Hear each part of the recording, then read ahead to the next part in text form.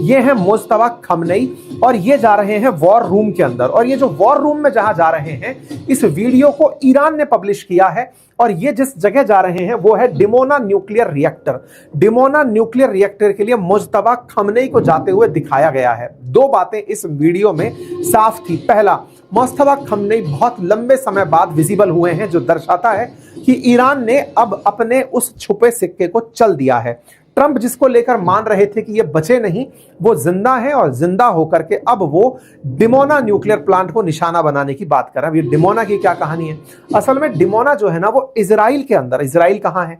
देखो मैप को अगर आप समझते हो ना, तो देखो ये स्वेज कैनाल अपन चल रहे थे, इधर गल्फ ऑफ अकाबा करके जगह है, इसके साथ में इजराइल का एक छोटा सा कोना जुड़ा हुआ है जिसे नागेव डेजर्ट कहते हैं। उस नागेव डेजर्ट के अंदर जैसे भारत ने पोखरण में परमाणु परीक्षण किया था, ऐसे ही इजराइल के द्वारा नागेव डेजर्ट के अंदर अपना डिमोना नामक शहर में अपना एक वो बना रखा है, न्यूक्लियर रिएक्टर बना रखा है, नाभिकीय रिएक्टर, जहां से नाभिकीय बिजली उत्पन्न करता है, पावर उत्पन्न करता है। लेकिन उस रिएक्टर से वो न्यूक्लियर बॉम्ब भी बनाता है, इस तरह की जानकारी है। तो अब इसको ऐसे समझिए, ये इजराइल रहा और इसके अंदर ये डिमोना रहा।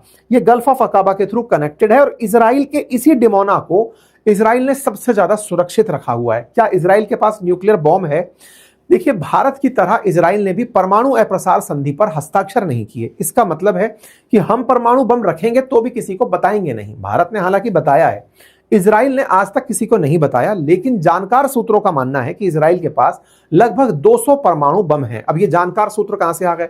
असल में जब कोई जानकारी कोई देश नहीं देता तो खुफिया तरीके से बाहर निकाली जाती है। तो संडे टाइम्स नाम के न्यूज चैनल ने इजराइल के ही एक आदमी को, यहीं काम करने वाले आदमी को निकाल लिया, उससे सारे इंटरव्यू लिए और उस इंटरव्यू के बाद जानकारी और तस्वीरें बाहर निकालकर दुनिया के सामने पब्लिक कर दी। और उस पब्लिक हुई दुनिया के बाद में फिर ये चर्चा बाद में निकलकर बाहर आई कि इजराइल ने न्यूक्लियर बॉम्ब बना लिए हैं। कुल मिलाकर इजराइल के पास न्यूक्लियर बॉम्ब है और यही सबसे बड़ी दिक्कत इस आसपास के देशों को है कि वो यहां पर हमले कर सकते हैं। तो इस डिमोना को अब ईरान ट्राई कर रहा। अब ईरान के द्वारा इस पूरे विषय पर कंप्लीट तैयारियां हैं। क्या ईरान भी न्यूक्लियर बॉम्ब बनाने की स्थिति में है?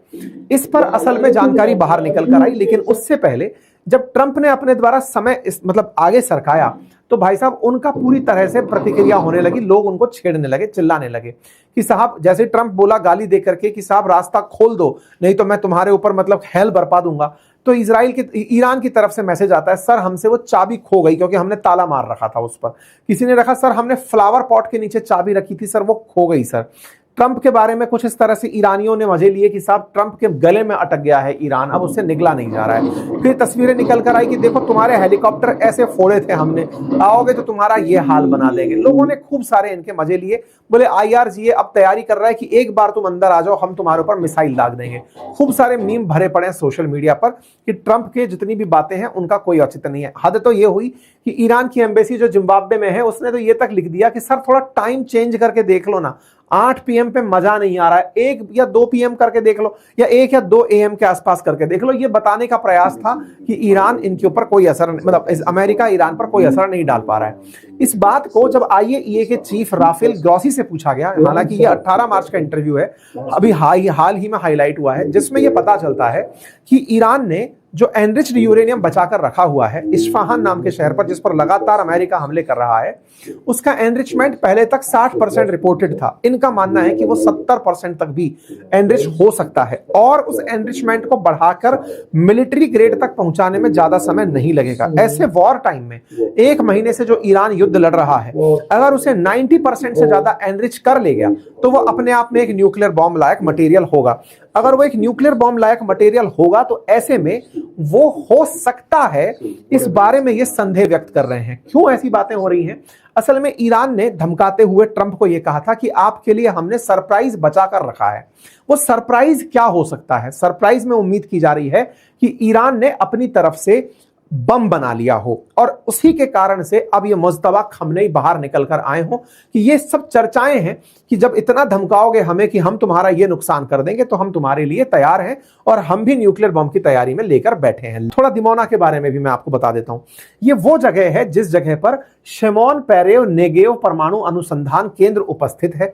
यहां पर मल्टी लेवल सुरक्षा है, ऐसी सुरक्षा है कि यहां पर इजराइल के भी हवाई जहाज उड़कर इसके ऊपर से नहीं जा सकते, सैन्य विमान भी नहीं जा सकते, केवल जिनका पर्पस है वो इसके क्षेत्र के ऊपर से निकल सकते हैं। यानी कि ये एरिया 51 की तरह जैसे अमेरिका के अंदर है, वैसे इस क्षेत्र पे ऊपर से उड़कर जाना मना है। डिमोना का हवाई क्षेत्र सबसे ज्यादा प्रतिबंधित क्षेत्रों में से एक माना जाता है। दुनिया की कोई इंटरनेशनल फ्लाइट इसके ऊपर से नहीं निकल सकती। ये पूरी तरह डेजर्ट में है और कुछ इस तरह का दिखता है। तो ये तस्वीरें जिस तरह से आपको ब्लर दिख रही हैं, समझिए कि इसको खींचने के लिए भी न जाने कितने मतलब मल्टीपल टाइम्स पिक्सल का यूज किया गया होगा इसको खींचने के लिए। ठीक है साहब, इस डिमोना के बारे में अब थोड़ी सी जानकारी जान लीजिए। मैं इसके बारे में एक मैप भी लाया था, आप उसको मैप पर भी देख सकते हैं। आप देखिए ये पूरा डेजर्ट एरिया है और इस डेजर्ट के अंदर ये डेजर्ट के टीले हैं और इन्हीं टीलों के बीच में कहीं डिमोना आपको दिखाई पड़ जाएगा। यानी कि वैसे तो आप मैप पर भी नहीं ढूंढ पा रहे हैं इसको, लेकिन ये इस तरह से विजिबल हो जाएगा। ये मैं आपको गूगल अर्थ पर करते हुए इस चीज को दिखा रहा हूं। ठीक है साहब, इसका इतिहास पता चलता है कि इजराइल ने 1952 में एक एटॉमिक एनर्जी कमीशन बनाया था जो कि नागेव डेजर्ट के अंदर फॉस्फेट से यूरेनियम निकालने का प्रयास कर रहा था। ठीक है साहब, 1960 के अंदर इजराइल के प्रधानमंत्री हुआ करते थे डेविड बेन गुरियन। उन्होंने परमाणु अनुसंधान केंद्र को बनाने के लिए कहा था कि हम शांतिपूर्ण गतिविधियों के लिए बनाना चाहते हैं। यह एक तस्वीर थी जो अमेरिकी निरीक्षकों के द्वारा यहां पर से निकाली गई थी जासूसी उपकरणों के माध्यम से, U-2 जासूसी विमानों के माध्यम से इस तस्वीर को निकालकर बताया गया था कि ये कुछ ना कुछ यहां पर बना रहे हैं। ये संडे टाइम्स नाम का अखबार है जिसने रिवील किया था 1986 के अंदर कि the secret of Israel's nuclear Arsenal. कुछ इस तरह की तस्वीरें निकली थी।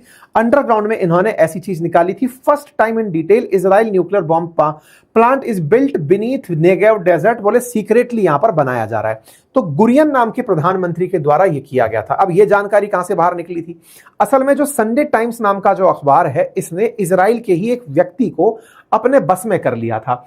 उस व्यक्ति ने इन तक ये सारी की सारी जानकारियां पहुंचाई थी। उस व्यक्ति ने जिन्होंने इस तक जानकारी पहुंचाई थी, वो व्यक्ति इजराइल के द्वारा वापस ब्रिटेन से अपने देश ले जाया गया गुप्त तरीके से, और उस व्यक्ति को ले जाकर के उसे मतलब उम्र कैद की सजा दी गई थी। इससे यह पता चल गया था कि इजराइल इस साक्ष्य को छुपाना चाह रहा था और उसने छुपाने के लिए जिस व्यक्ति ने यह जानकारी बाहर निकाल कर दी थी उस तक को पनिशमेंट दिया, जो दर्शाता है कि इस व्यक्ति को जो मतलब जिसने ये सारी जानकारियां निकाल कर दी थी उसको देशद्रोह का मुकदमा चलाकर 18 साल तक की सजा चलाई गई थी।